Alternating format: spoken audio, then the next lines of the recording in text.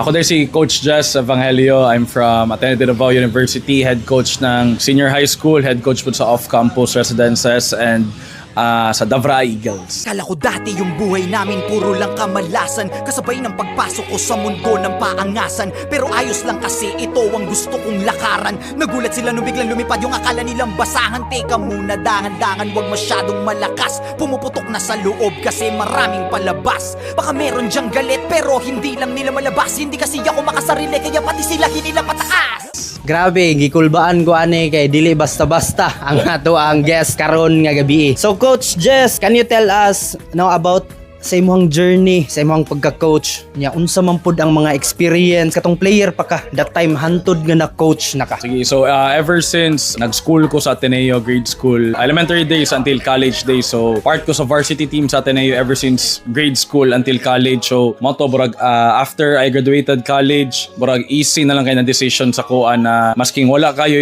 kwarta sa coaching, nay nag-top sa kuha kung gusto ba ko mo give back, mo balik sa akong kuan sa akong school. So wala jud ko nagduwa-duwa na i-grab to na opportunity. I started coaching sa 2017.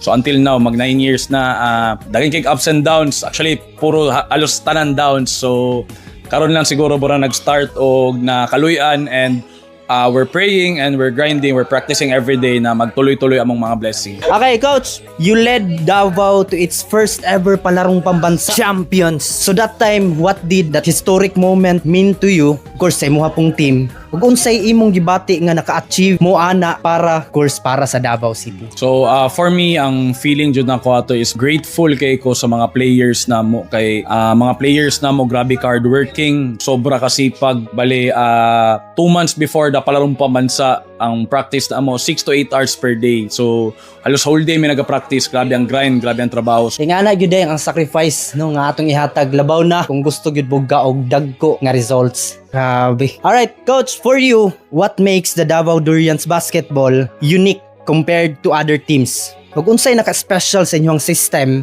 ug sa inyong team culture? So for me, actually, burag, wala jud kayo yung secret jud. Ang always nandiyan ako ginaingon sa players is always be humble. Every game, every practice, always sila maging humble. Kay kung di sila maging humble, burag mo saka na sa ilang mga utok na burag maayo sila, dira na mo stop ang ilang improvement. So kato ang always reminders na ko sila na always sila maging humble. Ang second reminders na ko sila is kana ginabalik-balik na ko na burag dili mi Manila team, dili mi Cebu team na burag dagko kayo, skillful kayo, mga maayo kayo. So I always reminded them na dapat i-outwork na mo tanan among opponent. So always na ako gina-make sure na kami ang team, ang Davraa, ang pinaka hardworking na team sa tibok Pilipinas. So kato na bagay ang for me makontrol na mo, kasi ang height dili man na mo na makontrol, ang speed dili na mo makontrol. So hopefully ang pagka hard workers kato ang murag gabawi mi. So tanan naa sa Davao Durians, Davao Eagles na mga players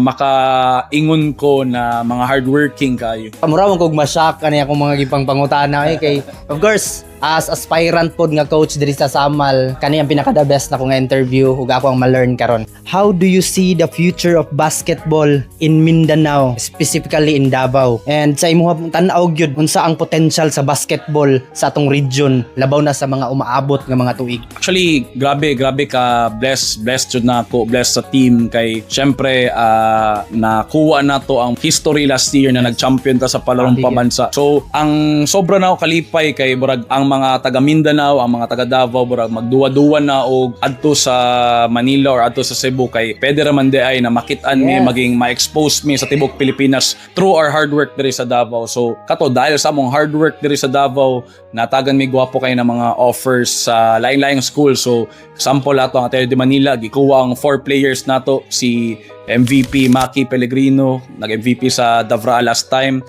Si Baterbonia nag-MVP sa palarong pabansa last time. And mga role players nato sila Matt Cayetano, shooter, and si JM Sonoria, sobra ka-athletic na player. So napansin sila through our hard work diri sa Davao, through sa among accomplishment diri sa Davao na wala nila gipugos ang ilang kaugalingon sa Manila, wala nila gipugos ilang kaugalingon na mo try out dito sa Manila. Ang mga Manila schools mismo, ang Manila mismo ni kuha sila ni offer sila. So kato lang sa mga athletes diri sa Mindanao, mga athletes diri sa Davao, trust your craft lang, paningkamot lang jud mo. Wala joy magic sa kinabuhi. Bali 2 years ago, 3 years ago, grabe among struggles, ginatambakan mi 30, 40. So karon mura nagabunga ang halos tanan hard work namo. So and kato always po na ako gina-remind sa mga players na be humble kay dira sila ga-improve, dira mi ga paningkamot. Coach Jess, you inspired me to continue coaching. No, naingon na nako ganihang aspirant pug ko nga coach diri sa Samal. Labaw na in grassroots basketball. Unsa man imong ma-advise? Labaw na dili lang sa ako kundi sa mga aspirant nga mga coaches, dili lang diri sa Samal kundi sa tibuok Mindanao kung unsaon para mahimong effective sa paghandle sa ilahang team, sa ilahang pag-develop also sa ilahang mga players.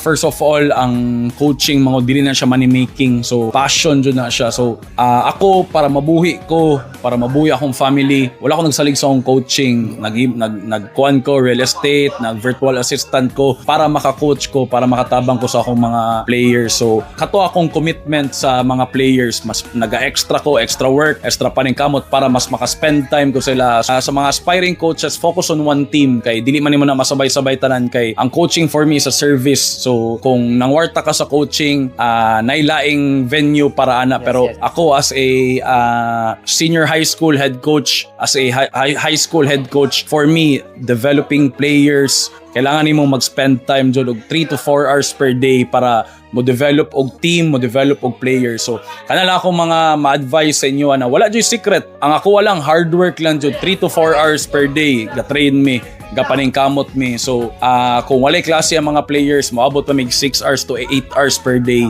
So ana mi ka-committed sa Davao Eagles, ana mi ka-committed sa off-campus residences na ma-perfect na mo among craft, na ma-represent na mo ang Davao sa pinaka-best sa among ability. Ako na i-review. Unya na mo pananaw ha kay ako sa mag-una og kuha og lessons kay Coach Jess.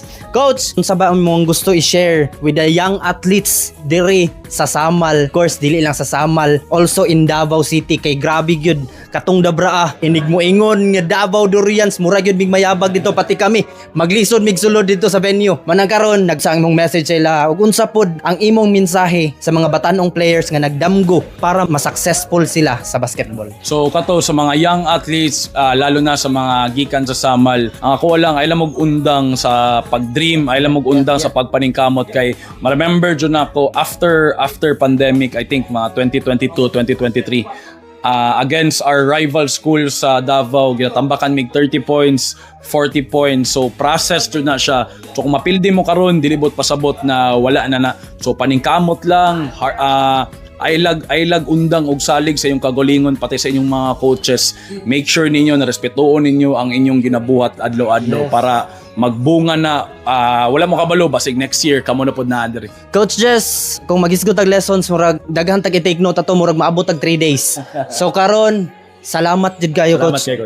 Salamat kayo. In behalf of Samal community labaw na in basketball, proud kayo mi o grabe honored kayo mi nga giadtuan gud mi sa off campus diri labaw na nga nag-head Coach Jess. Again, thank you so much. Thank you. Thank God you mga bless. taga-Samal. Shoutout to Alpha Grind. Shoutout the Alpha Grind. Shoutout to Alpha Grind. Shoutout Alpha Grind. Shoutout Alpha Grind. Shoutout Alpha Grind. Shoutout the Alpha Grind. Shoutout Alpha Grind. Shoutout Alpha Grind. Shoutout to Alpha Grind. Shoutout to Alpha Grind. Shoutouts pod sa tanan athlete sa tibok Mindanao na dili hadlang ang kung asa ta located para maging national champion po. Kailangan na nato maningkamot, kailangan nato mutras sa ginabuhat nato, and kato always pray to the Lord.